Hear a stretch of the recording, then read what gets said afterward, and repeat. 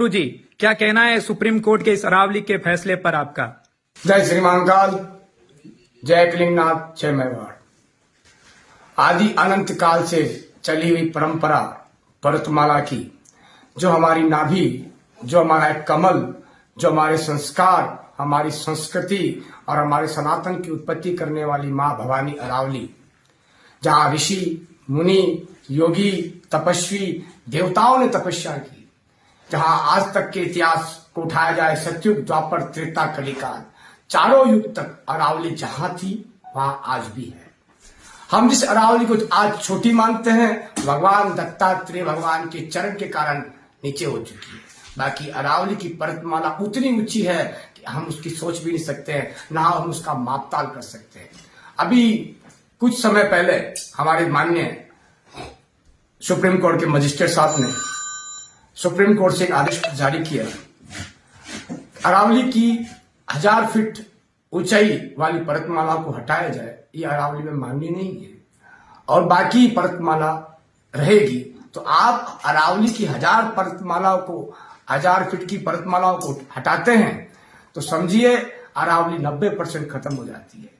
अरावली खत्म होती है तो प्रकृति खत्म होती है, प्रकृति खत्म होती है तो पर्यावरण का संतुलन बिगड़ता है, और जब पर्यावरण ही बिगड़ जाएगा तो हमारे आम मानुष कैसे जीवन जिएगा। आज जो दिल्ली में हाल है और बड़ी बड़ी सीटों में जो हाल है वो इस प्रकृति के हाल हो जाएंगे।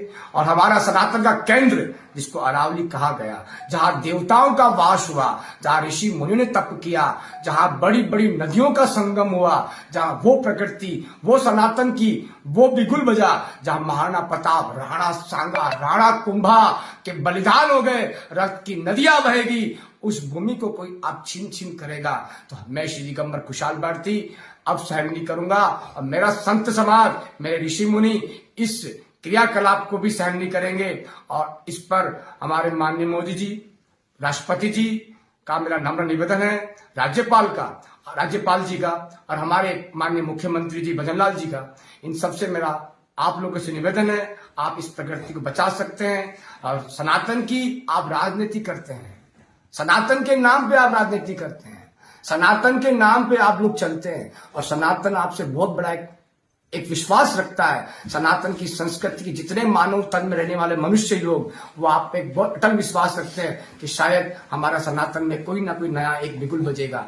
और ये बिगुल नहीं बज रहा है, ये एक प्रकृति का नाश हो रहा है और हमारा धर्म का नाश हो रहा है, सनातन का नाश हो रहा है। प्रकृति स्वयं अरावली है और अरावली का नाश हम लोग नहीं सहन करेंगे। और हमारी सरकार इस पे कार्रवाई नहीं करती है तो राष्ट्रीय महाकाल सेना का मैं संस्थापक होते हुए मैं अपनी सेना को लेकर सनातन को एक करके इस पे बिगुल करूंगा।